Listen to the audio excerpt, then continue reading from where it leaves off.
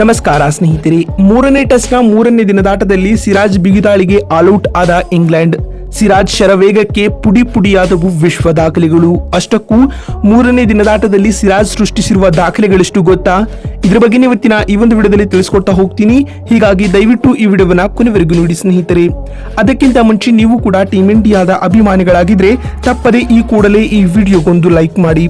ಹೌದು ಸ್ನೇಹಿತರೆ, ರಾಜ್ಕೋಟ್ನಲ್ಲಿ ನಡೆಯುತ್ತಿರುವ ಇಂಗ್ಲೆಂಡ್ ವಿರುದ್ಧದ ಮೂರನೇ ಟೆಸ್ಟ್ ಪಂದ್ಯದಲ್ಲಿ ಮೊಹಮ್ಮದ್ ಸಿರಾಜ್ ಭರ್ಜರಿ ಬೌಲಿಂಗ್ ಪ್ರದರ್ಶಿಸಿದ್ದಾರೆ. ಈ ಪಂದ್ಯದಲ್ಲಿ ಟಾಸ್ ಗೆದ್ದು ಮೊದಲು ಬ್ಯಾಟಿಂಗ್ ಮಾಡಿದ ಟೀಮ್ ಇಂಡಿಯಾ 445 ರನ್ ಕಲೆ ಹಾಕಿತು. ಇದಕ್ಕೆ ಪ್ರತ್ಯುತ್ತರವಾಗಿ ಇನ್ನಿಂಗ್ಸ್ ಆರಂಭಿಸಿದ ಇಂಗ್ಲೆಂಡ್ ತಂಡವು ಎರಡನೇ ದಿನದಾಟದ ಅಂತ್ಯಕ್ಕೆ 2 ವಿಕೆಟ್ ಕಳೆದುಕೊಂಡು 207 ರನ್ ಕಲೆ ಹಾಕಿತ್ತು.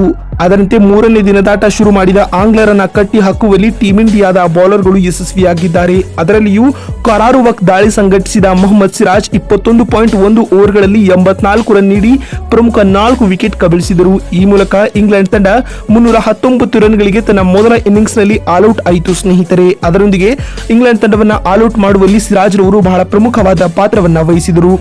ವಿಶೇಷ ಏನೆಂದರೆ ಈ 4 ವಿಕೆಟ್ಗಳೊಂದಿಗೆ ಮೊಹಮ್ಮದ್ ಸಿರಾಜ್ ರವರು ಅಂತಾರಾಷ್ಟ್ರೀಯ ಕ್ರಿಕೆಟ್ನಲ್ಲಿ 150ಕ್ಕೂ ಅಧಿಕ ವಿಕೆಟ್ ಕಬಳಿಸಿದ್ದಾರೆ. ಈ ಮೂಲಕ ಈ ಸಾಧನೆ ಮಾಡಿದ ಭಾರತ ತಂಡದ 33ನೇ ಬೌಲರ್ ಎನಿಸಿಕೊಂಡಿದ್ದಾರೆ ಸ್ನೇಹಿತರೆ. ಇನ್ನು ಈ 4 ವಿಕೆಟ್ಗಳೊಂದಿಗೆ ಮೊಹಮ್ಮದ್ ಸಿರಾಜ್ ರವರು ಇಂಗ್ಲೆಂಡ್ ವಿರುದ್ಧ ಟೆಸ್ಟ್ ಕ್ರಿಕೆಟ್ನಲ್ಲಿ 25 ವಿಕೆಟ್ ಪಡೆದ ಭಾರತದ 19ನೇ ಆಟಗಾರ ಎನಿಸಿಕೊಂಡಿದ್ದಾರೆ ಸ್ನೇಹಿತರೆ. ಈ 4 ವಿಕೆಟ್ಗಳೊಂದಿಗೆ ಮೊಹಮ್ಮದ್ ಸಿರಾಜ್ ರವರು ಸೌರಾಷ್ಟ್ರ ಪಿಚ್ ನಲ್ಲಿ ತಮ್ಮ ವೃತ್ತಿ ಬದುಕಿನ ಬೆಸ್ಟ್ ಸ್ಪೆಲ್ ಹಾಕಿದ ವಿಶೇಷ ಸಾಧನೆ ಮಾಡಿದರು ಸ್ನೇಹಿತರೆ. ಅಲ್ಲದೆ ಈ 4 ವಿಕೆಟ್ಗಳೊಂದಿಗೆ ಮೊಹಮ್ಮದ್ ಸಿರಾಜ್ ರವರು ತವರು ಅಂಗಳದಲ್ಲಿ 50 ವಿಕೆಟ್ ಪಡೆದ ಭಾರತದ 21ನೇ ಆಟಗಾರ ಎನಿಸಿಕೊಂಡಿದ್ದಾರೆ ಸ್ನೇಹಿತರೆ. ಇನ್ನು ಇದುವರೆಗೂ ಕೇವಲ 76 ಇನ್ನಿಂಗ್ಸ್ ನಲ್ಲಿ ಬೌಲಿಂಗ್ ಮಾಡಿರುವ ಮೊಹಮ್ಮದ್ ಸಿರಾಜ್ ರವರು ಏಕದಿನ ಕ್ರಿಕೆಟ್ ನಲ್ಲಿ 68 ವಿಕೆಟ್ ಪಡೆದರೆ ಟಿ20ಯಲ್ಲಿ 12 ಹಾಗೂ ಟೆಸ್ಟ್ ಕ್ರಿಕೆಟ್ ನಲ್ಲಿ 78 ವಿಕೆಟ್ ಗಳನ್ನ ಕಬಳಿಸಿದ್ದಾರೆ ಸ್ನೇಹಿತರೆ. ಈ ಮೂಲಕ ಒಟ್ಟು 152 ವಿಕೆಟ್ ಪಡೆದ ವಿಶೇಷ ಸಾಧನೆಯನ್ನ ಮೊಹಮ್ಮದ್ ಸಿರಾಜ್ ನಿರ್ಮಿಸಿದ್ದಾರೆ ಅಂತ ಹೇಳಬಹುದು.